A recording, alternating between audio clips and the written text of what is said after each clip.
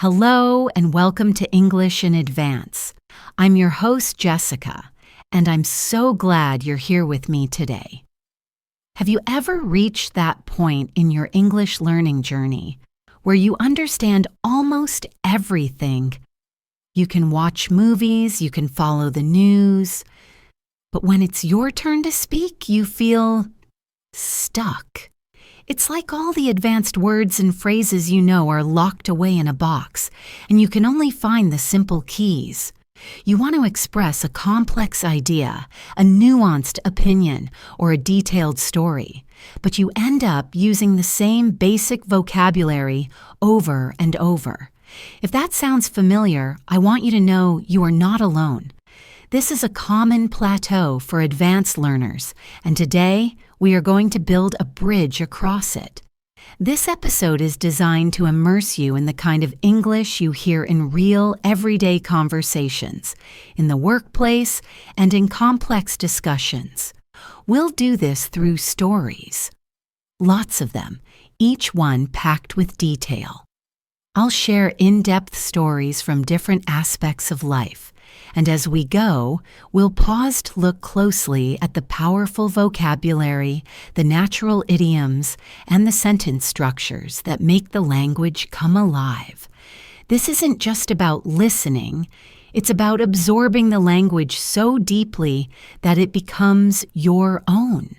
So find a comfortable spot, relax your mind, and let's begin the journey to true English fluency. Let's start with a scenario that many of us can relate to. A high-pressure situation at work. A few years ago, I was working for a marketing firm, and my team was tasked with landing a huge new client. Our whole quarter, maybe even our year, was riding on this one presentation. The atmosphere in the office was electric. We knew the client was looking for a groundbreaking campaign, something that would really shake up their industry. My boss, David, put me in charge of the creative pitch. The pressure was immense. I felt like the weight of the company was on my shoulders. We had 2 weeks to put together a comprehensive proposal. Let's pause on that word. Comprehensive. It means including or dealing with all, or nearly all, elements or aspects of something. It's a fantastic word to use instead of just saying complete or full. For example, you might ask a doctor for a comprehensive health checkup, or you might read a comprehensive report on a subject.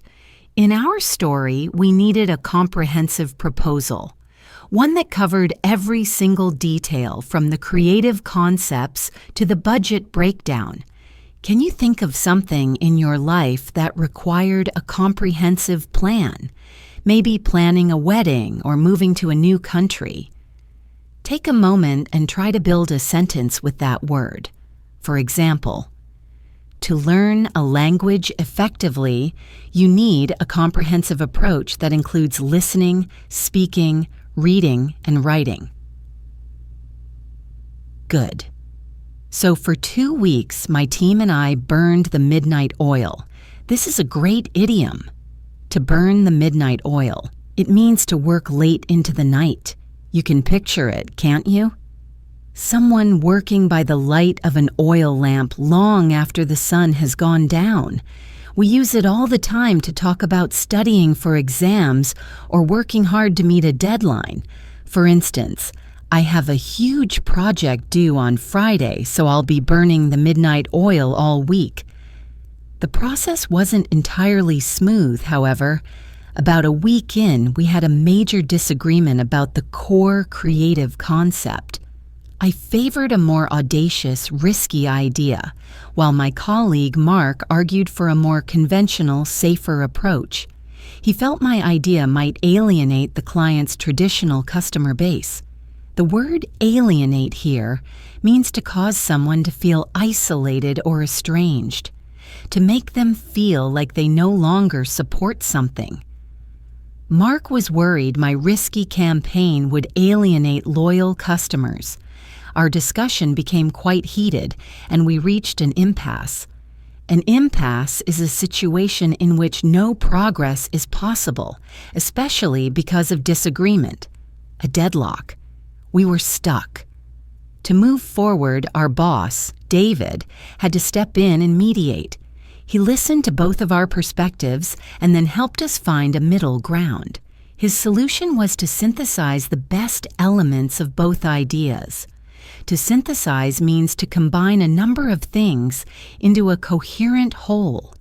We took the bold creativity of my idea and combined it with the strategic safety of Mark's approach, synthesizing them into a stronger, more balanced campaign. This experience taught me that creative friction, while uncomfortable, can often lead to a superior outcome if managed constructively. So, with our new unified concept, we meticulously planned every slide of the presentation. The word meticulously is another excellent C1 vocabulary word. It's an adverb that means showing great attention to detail, being very careful and precise. It comes from the Latin word metus, which means fear, so it originally implied a kind of fearful care. Today, it just means you are extremely thorough. We meticulously planned the presentation. A chef might meticulously arrange the food on a plate. An accountant must meticulously check the numbers. Let's practice the pronunciation. Listen closely. Meticulously. One more time. Meticulously. Now you say it. The imperfect. The day of the pitch arrived. We walked into a boardroom that felt incredibly intimidating. The CEO and the entire executive team of the potential client were sitting there, their faces unreadable. I had to kick things off. I took a deep breath and began to articulate our vision for their brand. To articulate something means to express an idea or feeling fluently and coherently. It's a verb that signals clarity and skill in communication. It's not just about talking, it's about making yourself understood clearly. You could say, she struggled to articulate her feelings of disappointment. Or, the professor was able to articulate a complex theory in simple terms. I explained our core concept, and then my colleague, Mark, took over to discuss the financial side. The clients were listening intently, but they weren't giving anything away. Then, the CEO interrupted Mark. "This all sounds very ambitious," he said. "Can you give us a ballpark figure for the first-year budget?" A ballpark figure. This is a very common American idiom, especially in business. It means a rough numerical estimate or approximation. The origin comes from baseball, where someone might guess the number of people in the ballpark. So the CEO didn't want an exact number down to the last cent. He wanted a general idea of the cost. You might use this when talking about a home renovation. The contractor gave me a ballpark figure of $20,000 for the new kitchen. Mark, who was always good on his feet, gave them an estimated range. He was careful not to commit to a specific number without knowing more details. He was hedging his bets. To hedge your bets is another useful idiom. It means to reduce your risk of loss by supporting more than one possible outcome. Mark didn't want to promise a low price and then find out it was impossible, nor did he want to scare them away with a number that was too high. So he gave a range, hedging his bets. After our presentation, there was a long, silent pause. My heart was pounding. Finally, the CEO smiled faintly. "Impressive," she said. "Very thorough. We'll be in touch." We left the meeting feeling cautiously optimistic. We had given it our all. My boss suggested we touch base in the morning to debrief. To touch base means to make contact with someone briefly. Again, it's believed to come from baseball, where a runner must touch the bases. We use it constantly in a professional context. Let's touch base next week to see how the project is progressing. A week later, we got the call. We had landed the account. It was a lucrative contract, one that set our company up for a fantastic year. The word lucrative means producing a great deal of profit. A lucrative business, a lucrative career, a lucrative deal. It's a formal and powerful way to say something is very profitable. That whole experience taught me the importance of meticulous preparation and clear articulation, even when the pressure is on. That story about pressure at work, it reminds me of a different kind of pressure, the kind that comes when things go completely unexpectedly wrong. A few summers ago, my friend Chloe and I decided to embark on an ambitious cross-country road trip. We had this romantic idea of driving from New York City all the way to Los Angeles. We bought a used van, spent a month fixing it up, and plotted a route that would take us through national parks and quirky small towns. We set off on a bright June morning, feeling a sense of unbridled freedom. Unbridled is a wonderful adjective. A bridle is the headgear used to control a horse.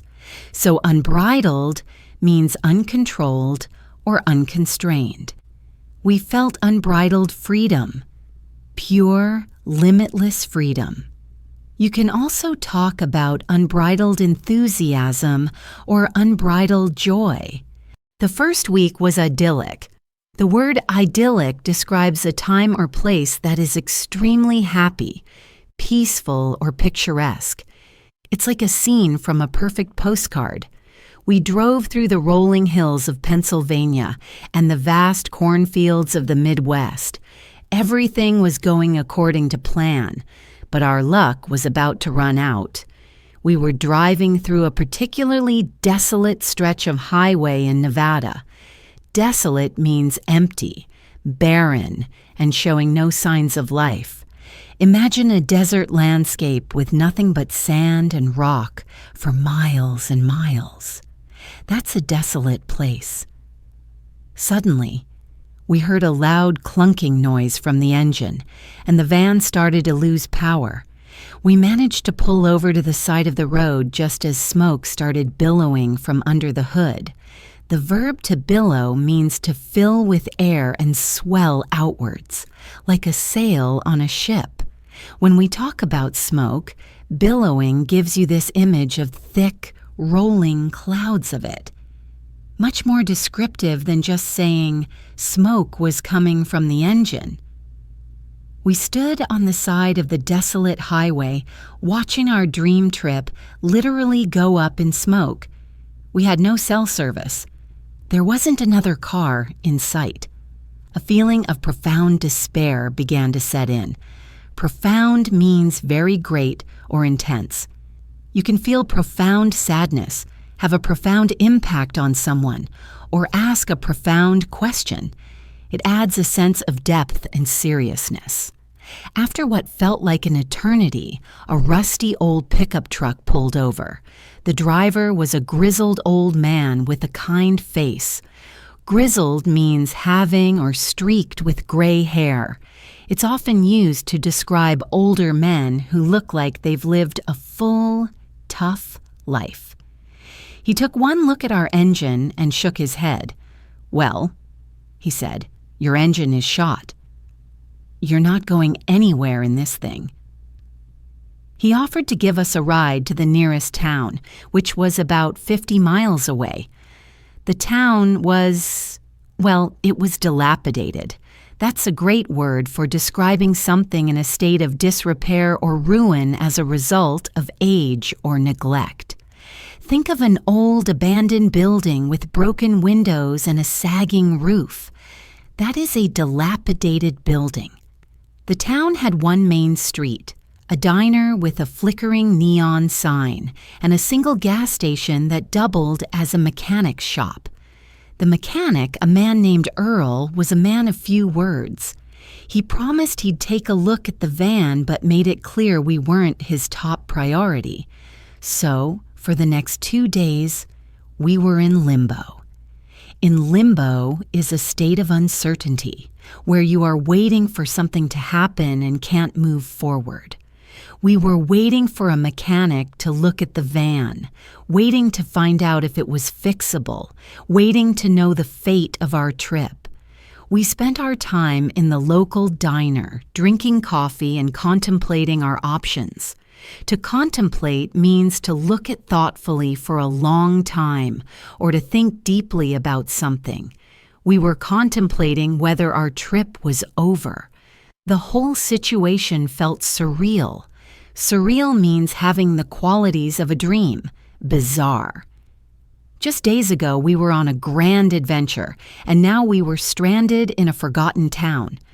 Finally, Earl delivered the verdict. The engine was beyond repair. It would cost more to fix than the van was worth. Our grand adventure had screeched to a halt. The idiom to screech to a halt means to stop very suddenly and noisily. A car might screech to a halt to avoid an accident. Our plans screeched to a halt in the middle of nowhere. We had 2 choices: give up and fly home, or find a way to keep going. We decided to bite the bullet. Another great idiom. To bite the bullet means to decide to do something difficult or unpleasant that you have been putting off. The phrase is thought to have originated in the days before anesthesia, when wounded soldiers were given a bullet to bite on during surgery to cope with the pain. We knew it would be difficult and expensive, but we decided to sell the van for scrap parts, rent a car, and continue our journey. It wasn't the trip we had planned, but it became an adventure of a different kind. We learned that sometimes the most memorable journeys are the ones with the most unexpected detours. That experience taught me that resilience isn't about avoiding problems. It's about how you adapt when things fall apart. Thinking about adapting to unexpected situations reminds me of how our whole society is adapting to rapid changes in technology. This brings to mind a fascinating and sometimes heated debate I had with a group of friends not long ago. We were discussing the trajectory of artificial intelligence, or AI. The conversation started casually, but soon we found ourselves grappling with some pretty big questions. One of my friends, Liam, is a tech optimist. He believes AI is on the cusp of solving some of humanity's biggest problems. On the cusp of something means to be at the point where something is about to happen. It's that moment right before a big change. For example, scientists believe we are on the cusp of a major breakthrough in cancer research. Liam argued that AI could revolutionize medicine, combat climate change, and create a world of abundance. He used the word revolutionize, which is a powerful verb meaning to change something radically or fundamentally. It's like a revolution. The internet revolutionized how we communicate. Liam believes AI will revolutionize everything else. He painted a very utopian picture. Utopian is an adjective that describes a vision of a perfect world, an ideal society. It comes from the book Utopia by Sir Thomas More. While a utopian vision is inspiring, it's often seen as unrealistic. On the other hand, my friend Maria was much more skeptical. She raised concerns about the ethical implications of advanced AI. Implications are the conclusions that can be drawn from something, even if they aren't explicitly stated. They are the potential future effects or results. When we talk about the ethical implications, we are talking about the moral consequences of our actions. Maria was worried about things like job displacement, algorithmic bias, and the potential for autonomous weapons. The word autonomous means having the freedom to act independently. An autonomous vehicle drives itself. Autonomous weapons could make life or death decisions without human intervention. A frightening thought. Then our third friend, Chloe, who is a graphic designer, chimed in with a different anxiety. The verb to chime in means to join a conversation by saying something. Chloe was worried about AI's encroachment on creative fields. Encroachment is the intrusion on a person's territory, rights, or domain. She spoke about AI art generators and how they could devalue the work of human artists. She said, "My entire profession is predicated on human creativity." Predicated on is a formal way of saying based on or founded on. Her career was predicated on a skill that she worried machines could soon replicate perfectly, stripping it of its unique human element. This added another layer to our debate. Maria argued that we were rushing forward without adequate foresight. Foresight is the ability to predict or the action of predicting what will happen or what is needed in the future. It's about thinking ahead. She said, "We're so focused on what AI can do that we're not spending enough time considering what it should do. We need more foresight." The conversation became quite intricate. The word intricate means very complicated or detailed. An intricate spider's web, an intricate plot in a novel, or an intricate argument in a debate. We discussed the conundrum of consciousness. A conundrum is a confusing and difficult problem or question. It's a kind of puzzle that's hard to solve. The conundrum of AI consciousness is, could a machine ever be truly sentient, or would it just be an incredibly sophisticated simulation? I found myself somewhere in the middle. I tried to act as a moderator, acknowledging the valid points on all sides. I suggested that the future of AI wasn't predetermined. It wasn't inherently good or bad. Inherently is an adverb that means in a permanent, essential, or characteristic way. Some people believe that humans are inherently good. Maria was worried that advanced AI might be inherently dangerous. I argued that its impact would depend on the choices we make today, the regulations we enact, and the ethical guidelines we establish. It was a deep and thought-provoking conversation that left us all with a lot to ponder. To ponder something means to think about it carefully, especially before making a decision or reaching a conclusion. It's a more deliberate and lengthy process than just thinking. After a debate like that, you need time to ponder all the different arguments. It really highlighted how crucial it is to have these nuanced conversations as we navigate the future. These kinds of deep, sometimes difficult conversations aren't just for debating technology.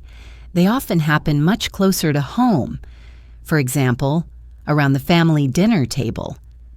I'm thinking about a particularly memorable Thanksgiving dinner a few years back. In the United States, Thanksgiving is a huge holiday.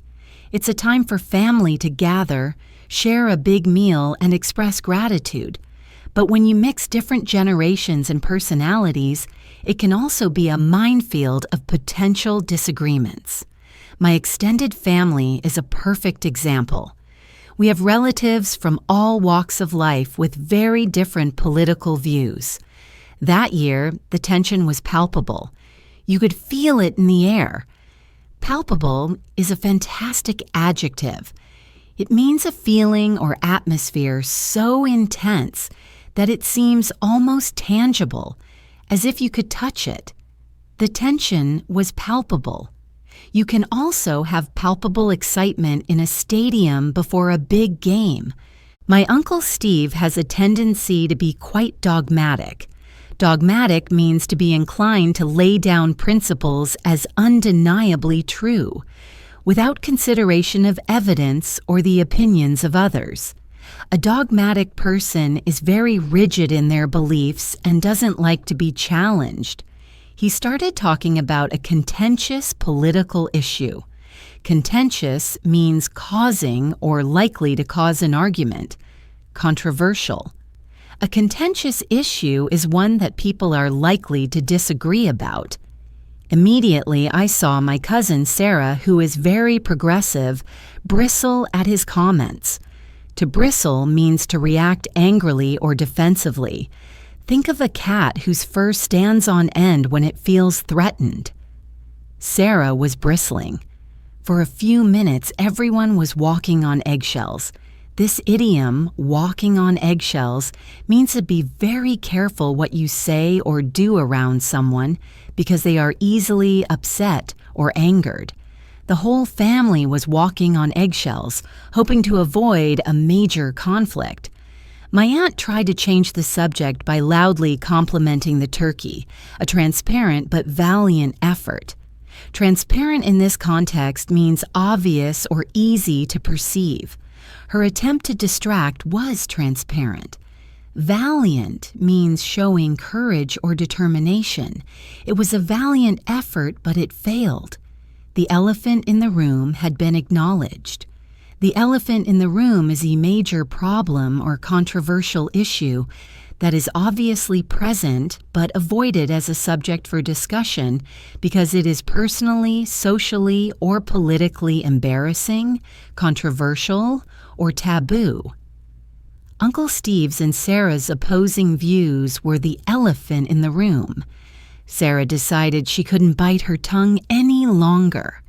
To bite your tongue means to stop yourself from saying something that you really want to say, usually because it would be inappropriate or might upset someone. She'd been biting her tongue, but she couldn't hold back. She calmly but firmly presented a counter-argument to what Uncle Steve had said. I have to admit I was impressed. She didn't get angry or emotional. She was very articulate and backed up her points with facts.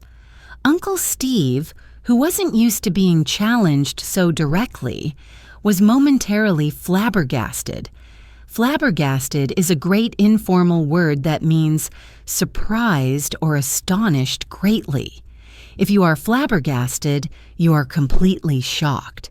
He was speechless. Instead of escalating into a full-blown argument, something interesting happened. My grandfather, who is usually very quiet, spoke up. He didn't take a side.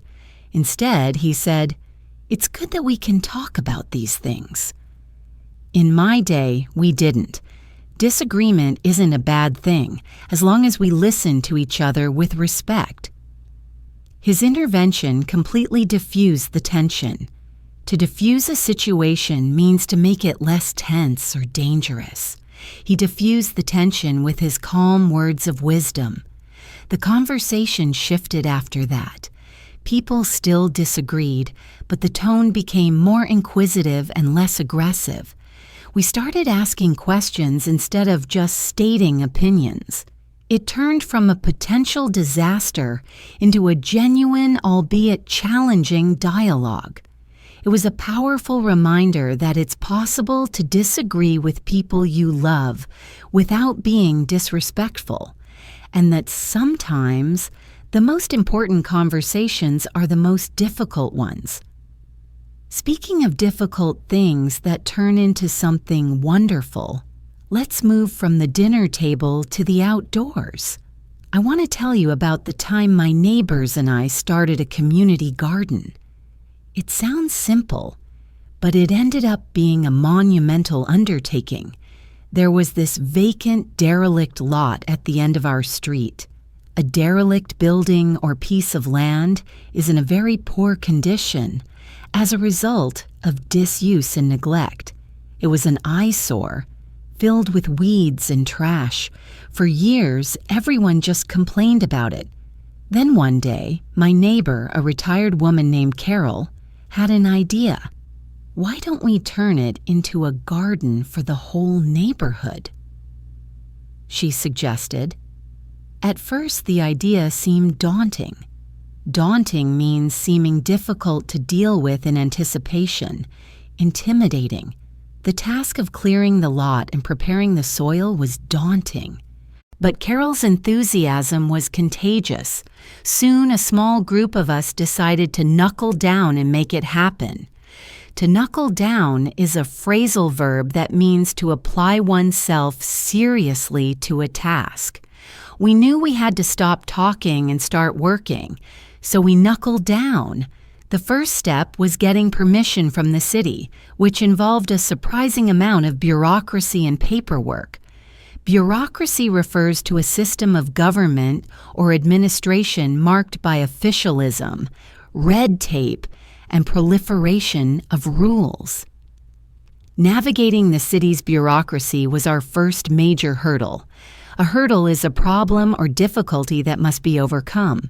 We also had to deal with one particularly cantankerous neighbor who was vehemently opposed to the idea. Cantankerous means bad-tempered, argumentative, and uncooperative.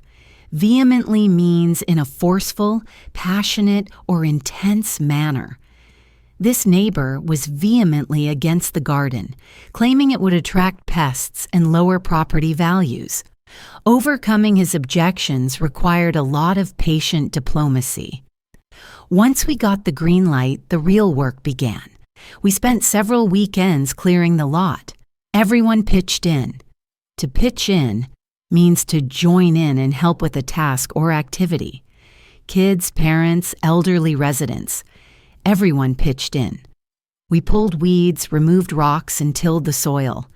It was back-breaking work, but it was also incredibly rewarding.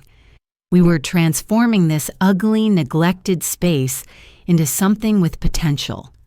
As we worked, we started to plan. We decided to allocate small plots to different families so they could grow what they wanted. To allocate something means to distribute resources or duties for a particular purpose. The plots were allocated fairly among the interested families. Carol, who was an experienced gardener, taught the rest of us about things like composting and how to germinate seeds. To germinate is when a seed begins to grow and put out shoots after a period of dormancy. Watching our first seeds germinate was a magical moment. The garden became more than just a place to grow vegetables. It became the heart of our community. People who had lived on the same street for years but had never spoken were now swapping gardening tips and sharing their produce. It fostered a real sense of camaraderie. Camaraderie is a feeling of mutual trust and friendship among people who spend a lot of time together. The project wouldn't have been possible without that spirit of camaraderie. Even the cantankerous neighbor eventually came around. He saw how much joy the garden was bringing and how it had improved the look of the neighborhood. One day, he sheepishly offered us some of his homemade compost. Sheepishly means in an embarrassed manner due to shame or a lack of self-confidence. It was his way of admitting he was wrong, and we graciously accepted. The garden took a derelict piece of land and, through our collective effort, turned it into a flourishing, vibrant space. It showed me that big changes are possible when people come together with a shared vision and a willingness to get their hands dirty. Thinking about community and how people perceive each other brings to mind a much more personal and rather comical story about a case of mistaken identity. This happened when I was visiting Chicago for a conference. I had a free afternoon, so I decided to visit the Art Institute.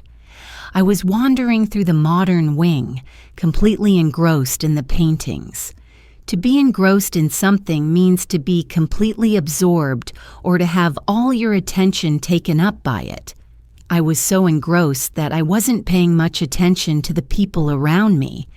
As I stood in front of a giant painting by Gerhard Richter, I felt a tap on my shoulder. I turned around to see a woman who looked vaguely familiar, but I couldn't quite place her. Vaguely means in a way that is uncertain, indefinite, or unclear. I had a vaguely familiar feeling, but no specific memory. "I am so sorry to bother you," she said, her voice filled with admiration.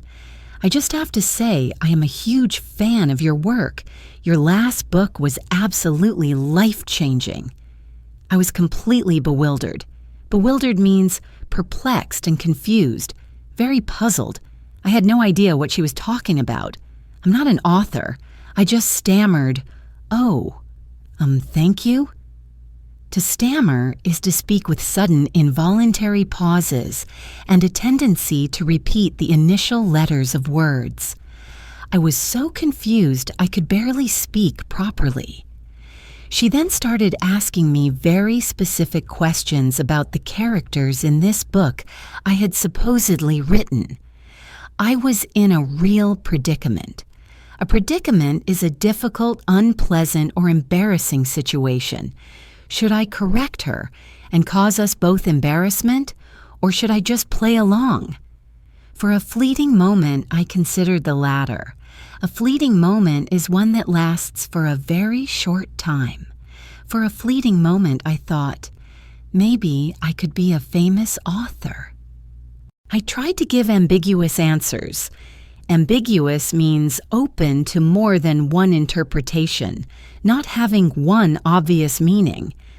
My answers were so ambiguous they could have meant anything. Oh, the inspiration for that character. Well, it came from many places, I said, trying to sound profound. She nodded enthusiastically, completely oblivious. The word oblivious means not aware of or not concerned about what is happening around one. She was oblivious to my discomfort. This went on for what felt like an eternity. Finally, I caught a glimpse of our reflections in the glass of a nearby display case. I saw myself standing next to her, and then it dawned on me. It dawned on me is an idiom that means I suddenly realized or understood it. I realized that I bore a striking resemblance to a famous author who I knew had a new book out. A striking resemblance is a very strong, noticeable similarity. Just as I was about to confess, her friend came over. Her friend took one look at me, then looked at her and burst out laughing. "That's not her," her friend exclaimed. The woman looked at me again, her eyes squinting, and a wave of mortification washed over her face. Mortification is a feeling of great embarrassment and shame. She was absolutely mortified. "Oh my goodness, I am so sorry," she said, her face turning bright red. "You look just like her." I started laughing, mostly out of relief. "It's okay. It's an honest mistake," I told her. For a minute there, I was enjoying my new career as a celebrated author. We all had a good laugh about it. It was a classic case of getting your wires crossed. This idiom, to get your wires crossed, means to have a misunderstanding or to miscommunicate. She had definitely gotten her wires crossed. It was an awkward but funny encounter that reminded me not to take myself too seriously. From a simple misunderstanding to a truly complicated and frustrating system. Let's talk about something many Americans can unfortunately relate to: navigating the healthcare system. A while ago, I had a persistent pain in my shoulder. It wasn't excruciating, but it was nagging and affected my sleep. Nagging is a great adjective to describe a pain or a worry that is persistent and bothersome. After a few weeks, I decided I needed to get it checked out. That's when I entered the labyrinth of the American medical system. A labyrinth is a complicated, irregular network of passages or paths in which it is difficult to find one's way, a maze. The healthcare system can feel like a labyrinth. First, I had to find a specialist who was in-network. This term, in-network, means the doctor or hospital has a contract with your health insurance company. If you go out of network, your costs can skyrocket. After calling several offices, I found an orthopedic specialist. But to see him, I needed a referral from my primary care physician. A referral is a directive from one doctor to another. So appointment number 1 was just to get permission for appointment number 2. When I finally got to the specialist's office, I had to fill out a mountain of paperwork. Then came the conversation about my insurance plan, specifically my deductible and copay. The deductible is the amount of money you have to pay out of pocket for medical expenses before your insurance company starts to pay. A copay is a fixed amount you pay for a covered health care service after you've paid your deductible. It's a convoluted system. Convoluted means extremely complex and difficult to follow. Many people find insurance policies to be convoluted. The doctor recommended I get an MRI, which is a type of scan. But he said my insurance company would require prior authorization. Prior authorization is a process where a doctor has to get approval from the insurance company before they will agree to cover the cost of a specific procedure or medication. It's a way for insurance companies to control costs, but for patients, it often feels like an unnecessary barrier to care. My doctor's office submitted the request, and then we waited. A week went by. Then 2. My shoulder was not getting any better. I was caught in a bureaucratic bottleneck. A bottleneck is a point of congestion or blockage in a system that slows things down. The prior authorization process was a major bottleneck. I started making phone calls, which is an exercise in profound patience. I was put on hold for long periods, listening to terrible music. I was transferred from one department to another and often had to explain my situation from the beginning each time. During one particularly exasperating call, the representative told me the paperwork had been filed incorrectly and had to be resubmitted. Exasperating means intensely irritating and frustrating.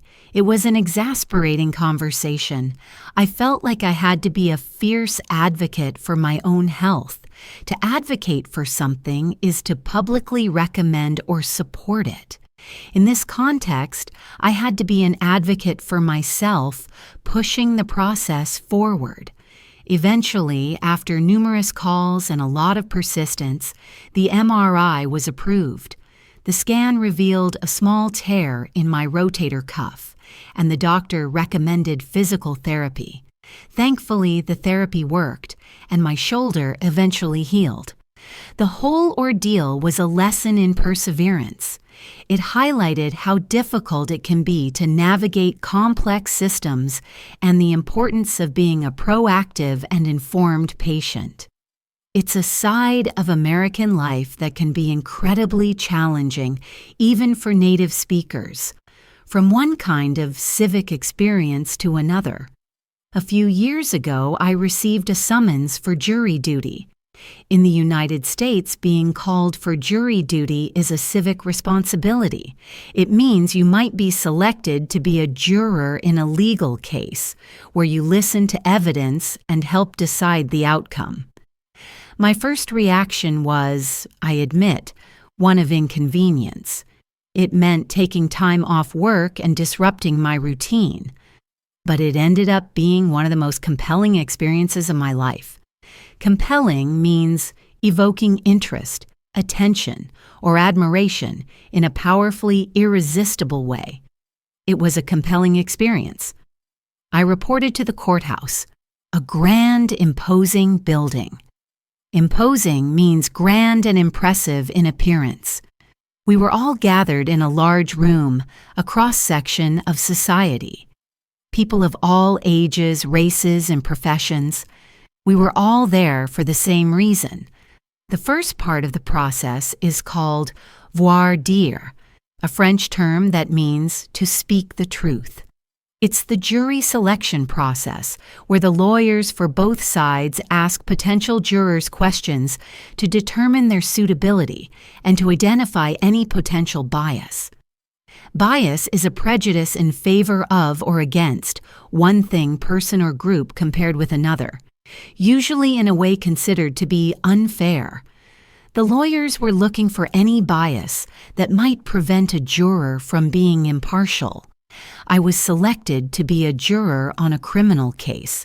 I can't go into the specific details of the case, of course, but it involved a robbery.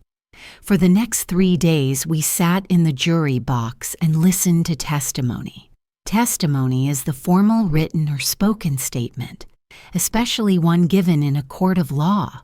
We heard testimony from witnesses, police officers, and experts. The prosecutor presented the case for the state, trying to prove the defendant's guilt beyond a reasonable doubt. This is a key phrase in the American legal system. Beyond a reasonable doubt is the standard of evidence required to validate a criminal conviction. It means the jurors must be virtually certain of the defendant's guilt. The defense attorney, conversely, worked to create that doubt. She cross-examined witnesses, pointing out inconsistencies in their stories. To cross-examine is to question a witness, called by the other party in a court of law to challenge or extend testimony already given. Watching the lawyers work was like watching a strategic chess match. After all the evidence was presented, the judge gave us our instructions, and we went into the deliberation room. Deliberation is the long and careful consideration or discussion before making a decision. This is the heart of the jury's job. The 12 of us were now sequestered. To be sequestered means to be isolated or hidden away. We were cut off from the outside world to ensure our decision was based only on the evidence presented in court. The initial vote we took was not unanimous. It was 9-3. Unanimous means fully in agreement. For a verdict in a criminal case, the decision must be unanimous. What followed was 6 hours of intense, respectful debate. The 3 jurors in the minority had to articulate their doubts, and the 9 in the majority had to re-examine the evidence to address those doubts. There was no acrimony, just a serious, focused discussion. Acrimony is bitterness or ill feeling. It's impressive that despite the disagreement, there was no acrimony. We went through the evidence meticulously. We pointed out things we had noticed.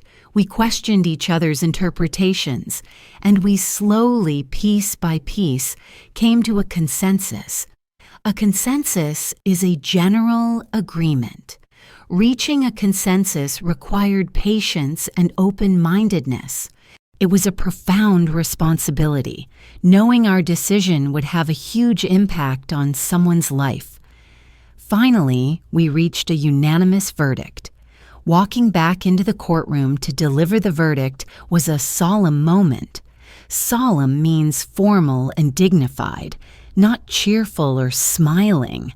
The whole experience gave me a newfound appreciation for the legal system. It's not perfect, but the idea of being judged by a jury of your peers, of ordinary citizens, is a cornerstone of American democracy. The intensity of a jury room reminds me of the intensity of modern work culture, which brings me to another conversation I had recently with a friend. This one was about hustle culture. If you've probably heard this term, hustle culture is the collective social mentality that you must work incredibly hard all the time, often at multiple jobs or side hustles, to get ahead.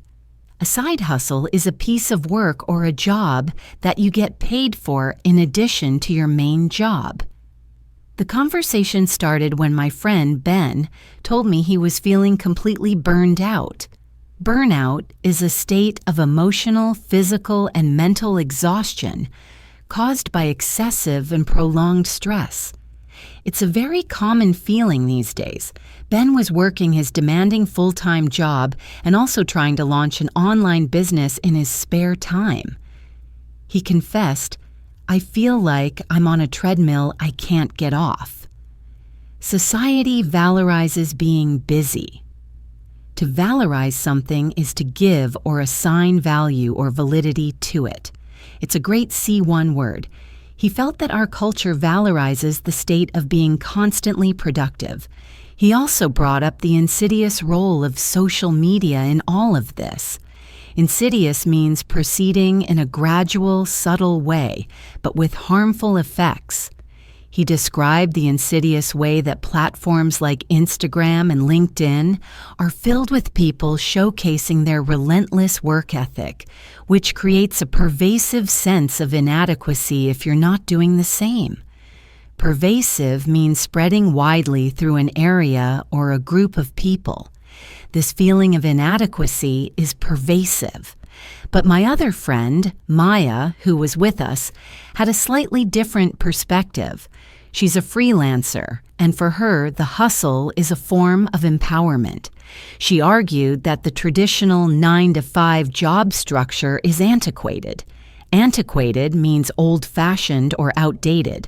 She sees the gig economy and the idea of having multiple streams of income as a way to gain autonomy and control over her career.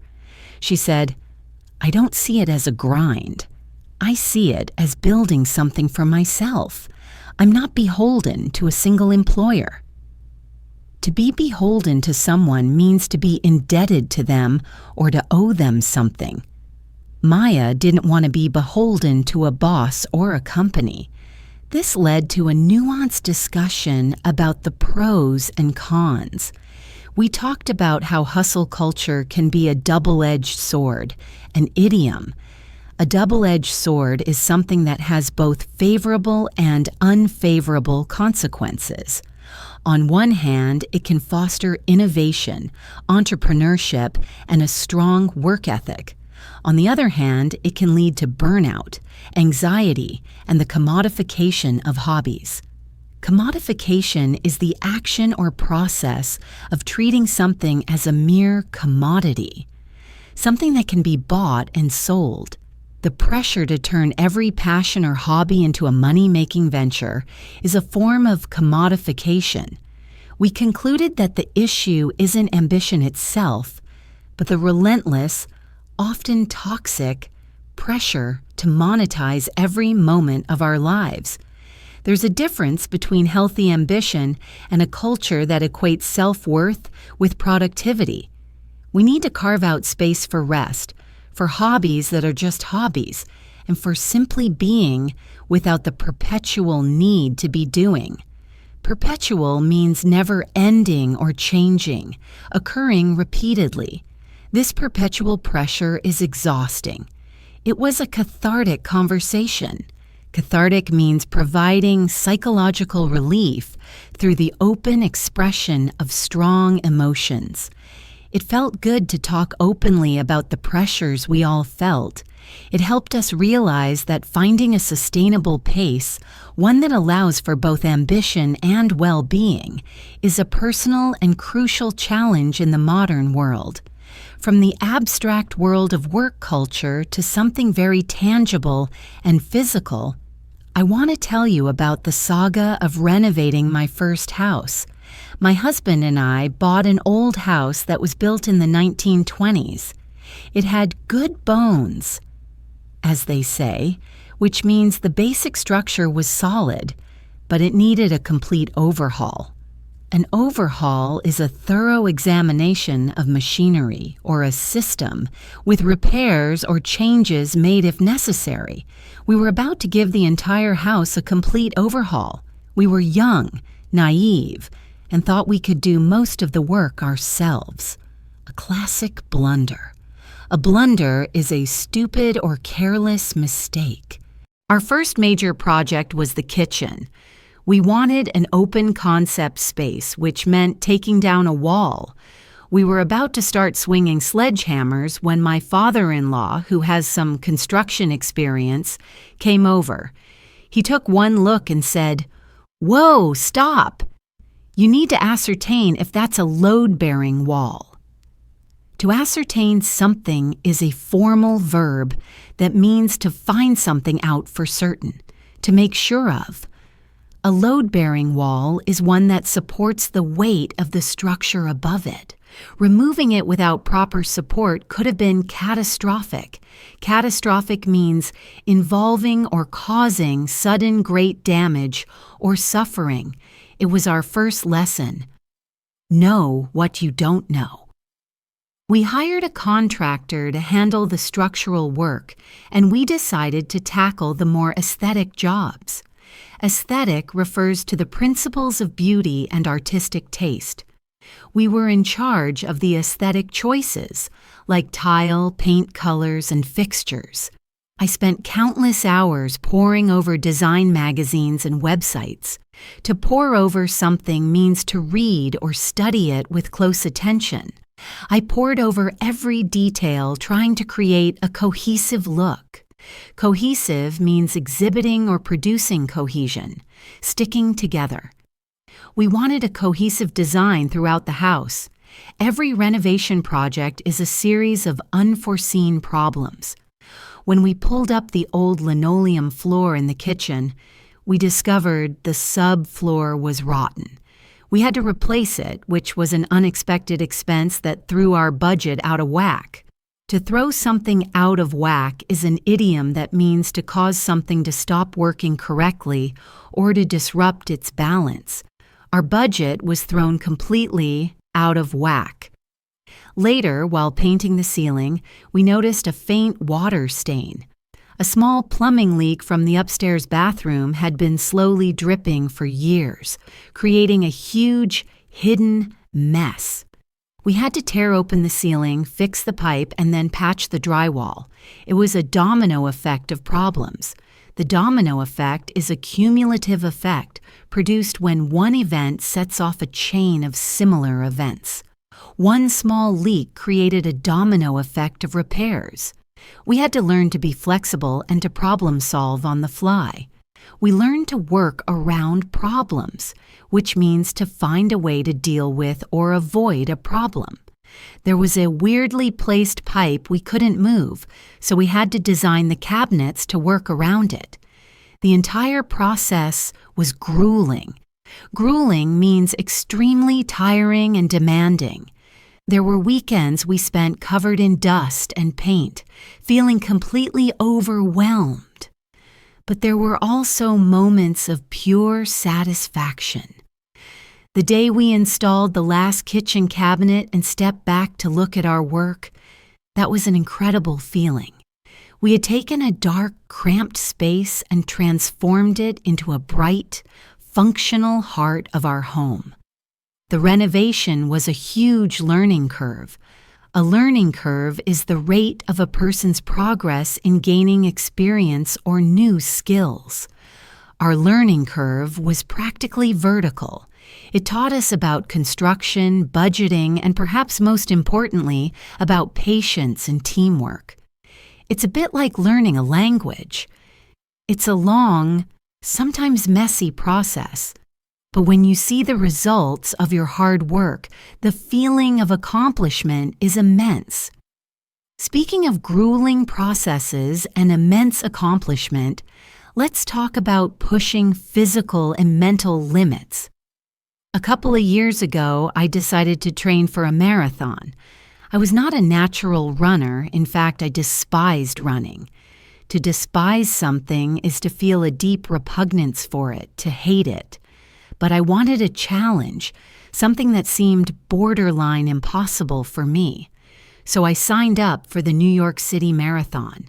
The training regimen was intense. A regimen is a prescribed course of medical treatment, diet, or exercise for the promotion or restoration of health.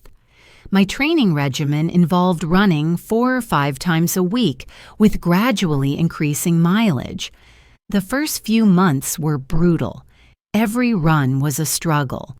My lungs would burn, my legs would ache, and my mind would scream at me to stop. I had to learn to push through the discomfort. I joined a local running group, which was a game changer. The camaraderie of the group was incredibly motivating. We would meet for long runs on Saturday mornings before the sun was even fully up. Sharing the struggle with others made it more bearable. We would talk about our setbacks and our small victories. This support system was instrumental to my success. The word instrumental means playing an essential role in causing something to happen. The running group was instrumental in keeping me motivated. I had to develop mental fortitude. Fortitude is courage in pain or adversity. It's the mental strength that allows you to endure. Training for a marathon is as much a test of mental fortitude as it is of physical endurance. There's a point runners often talk about called hitting the wall. It's a sudden, debilitating fatigue and loss of energy caused by the depletion of glycogen stores in the muscles. I hit the wall several times on my long training runs. It felt like my body was shutting down. Learning how to fuel my body properly with carbohydrates and electrolytes was crucial to avoid this. As the weeks went on, something began to shift. The runs got easier. I started to find a rhythm. I even started to enjoy it. The feeling of finishing a long 18 or 20-mile run was a feeling of profound accomplishment. I was systematically pushing the boundaries of what I thought I was capable of. Systematically means according to a fixed plan or system, methodically. I was systematically increasing my endurance. Race day was an experience I will never forget. The energy in New York City was electric. Millions of people lined the streets cheering for complete strangers. Their encouragement is a powerful force that carries you forward. The race takes you through all 5 boroughs of the city. Running over the Queensboro Bridge, I remember feeling completely spent. I was only at mile 15 and I didn't think I could go on. But then you come off the bridge onto First Avenue in Manhattan and the roar of the crowd is deafening. It gives you a surge of adrenaline. A surge is a sudden, powerful forward or upward movement. That surge of adrenaline kept me going. The last 6 miles were a blur of pain and determination. I wasn't running for a specific time, I was just running to finish. When I finally saw the finish line in Central Park, I was overcome with emotion. I crossed it with tears streaming down my face. I had done it. It was a testament to the power of setting an audacious goal and sticking with it, day after day. Audacious means showing a willingness to take surprisingly bold risks. It was an audacious goal for a non-runner like me. That experience taught me that our perceived limits are often far short of our true capabilities. Whether it's running a marathon or mastering a new language, the key is consistent, persistent effort. You just have to keep putting one foot in front of the other. Now let's shift gears from a story of personal achievement to one that deals with a difficult choice, an ethical dilemma. This happened to a friend of mine, let's call him Alex, who works in software development. Alex was working on a project for a major social media company. His team was tasked with developing a new algorithm designed to increase user engagement. An algorithm is a process or set of rules to be followed in calculations or other problem-solving operations, especially by a computer. This algorithm was supposed to keep users on the app for longer. As they delved deeper into the project, Alex began to have some serious misgivings. Misgivings are feelings of doubt or apprehension about the outcome or consequences of something. He noticed that the most effective way the algorithm boosted engagement was by showing users increasingly extreme and polarizing content. Polarizing content is content that divides people into two sharply contrasting groups or sets of opinions. The algorithm learned that outrage and anger were powerful tools for capturing attention. Alex realized that they were, in essence, building a system that could inadvertently sow discord and spread misinformation. Inadvertently means without intention, accidentally. He worried the algorithm would inadvertently make society more divided. This created a serious ethical dilemma for him. A dilemma is a situation in which a difficult choice has to be made between two or more alternatives, especially equally undesirable ones. On one hand, this was a high-profile project. Excelling at it would be great for his career. His boss was pleased with the team's progress. On the other hand, Alex had serious moral scruples about the work.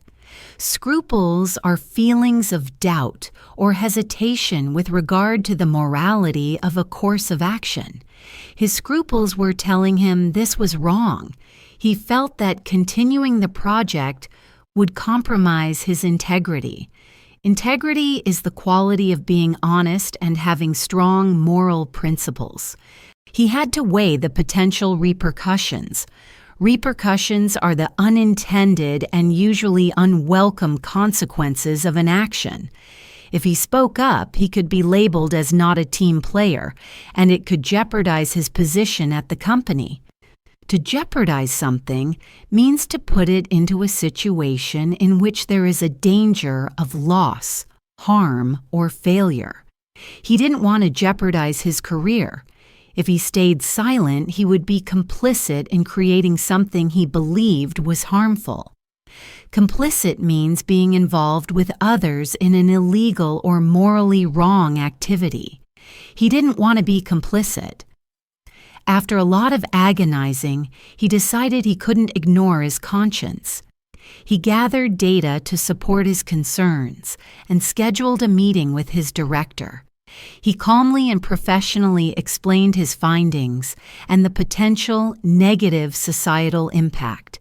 It was a huge risk, but he felt it was the right thing to do. I don't know the final outcome of that project, but my friend's story is a powerful example of what it means to uphold one's principles, even when it's difficult. From a story about principles to a story about pure heart. I want to tell you about the time my family adopted a rescue dog. We had talked about getting a dog for years, but the timing never seemed right. Finally, we decided we were ready. Instead of going to a breeder, we wanted to adopt from a local animal shelter.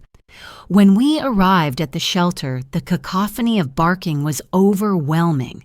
Cacophony is a harsh, discordant mixture of sounds. It was a loud, chaotic environment, but it was also filled with hope. We walked past rows of kennels, and then we saw him. He was a medium-sized mixed-breed dog huddled in the back of his cage, trembling. The sign said his name was Buster and that he'd been found as a stray. He looked apprehensive and utterly terrified. Apprehensive means anxious or fearful that something bad or unpleasant will happen.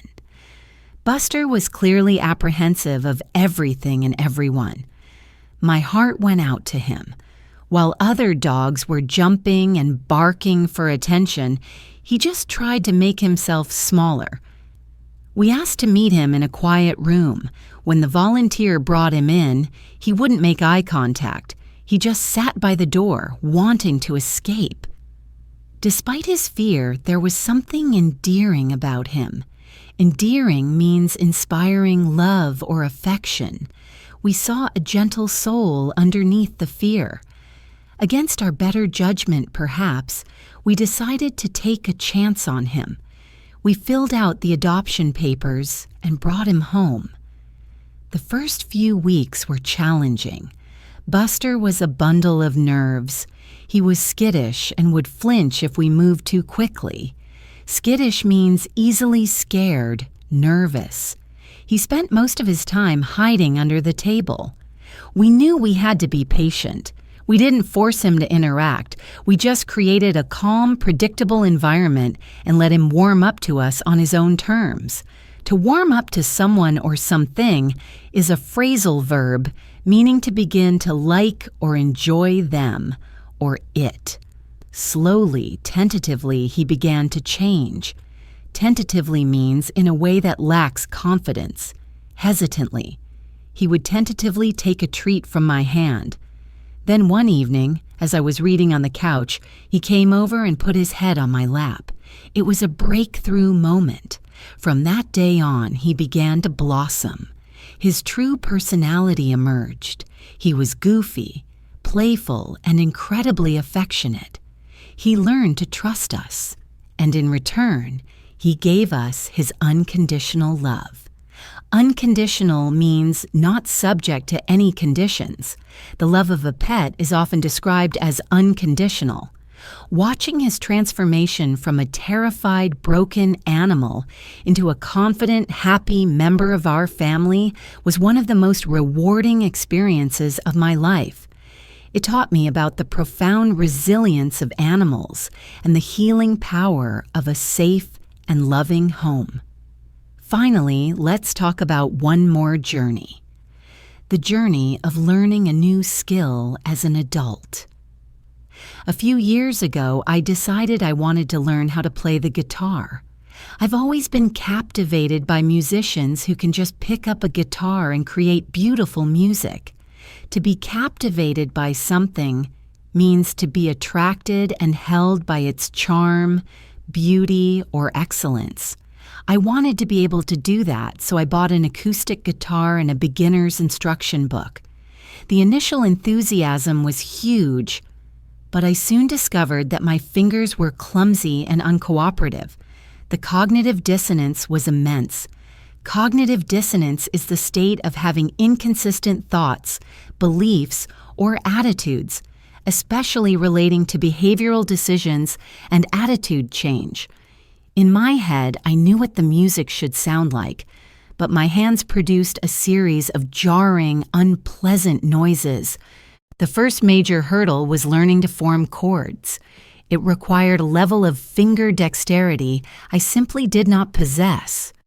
Dexterity is skill in performing tasks, especially with the hands. My fingers felt like clumsy sausages. I practiced every day and my fingertips were perpetually sore. Progress was slow, almost imperceptible. Inceptible means so slight, gradual, or subtle as not to be perceived. For weeks, my progress felt imperceptible. I hit a plateau very quickly. A plateau in this context is a state of little or no change, following a period of activity or progress. I was stuck on the same 3 chords, and I felt like I would never get past them. It was incredibly frustrating. I was on the verge of giving up multiple times. On the verge of doing something means very close to doing it, but I decided to persevere. To persevere means to continue in a course of action, even in the face of difficulty. I found a different teacher on YouTube whose style was more compatible with my way of learning. I started focusing on muscle memory.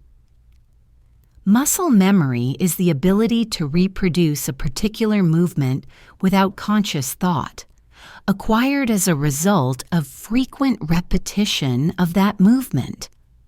I would practice the chord changes over and over again without even strumming, just training my fingers to go to the right place. And then, one day, something clicked. I was practicing a simple song and I played an entire verse without a mistake. The chords flowed from one to the next. It wasn't perfect, but it sounded like music. It was a genuine breakthrough. A breakthrough is a sudden, dramatic, and important discovery or development. After months of frustration, it was a huge breakthrough. That small success reignited my motivation. To reignite means to light again, to revive. My motivation was reignited. I'm still not a great guitar player by any means, but I can play a few songs, and I enjoy the process. That journey taught me that learning a new, complex skill as an adult requires a different kind of patience. It's about embracing the awkward, clumsy beginning and trusting that with persistent, deliberate practice, breakthroughs will eventually happen. And that is what we have done today. We've journeyed through stories of work, travel, debate, family, community, personal challenges, and learning. We've looked closely at the language used to tell these stories, the C1 vocabulary, the idioms, the nuanced expressions that add color and depth to communication. Reaching fluency is a marathon, not a sprint. It happens by immersing yourself in real language, by noticing the details, by practicing, and by being patient with yourself. The words and phrases we discussed today are now tools in your toolkit. I encourage you to try using them. Don't be afraid to make mistakes. Every attempt is a step forward. Thank you so much for spending this time with me today on English in Advance. I hope you found these stories and our deep dive into the language helpful and engaging. If you want to continue building your advanced English skills and reaching for that next level of fluency, please make sure you subscribe to our podcast. And for more practice, and to make sure you never miss an episode, be sure to turn on your notifications. Keep listening, keep learning, and keep pushing your boundaries. I'm Jessica, and I look forward to joining you again soon.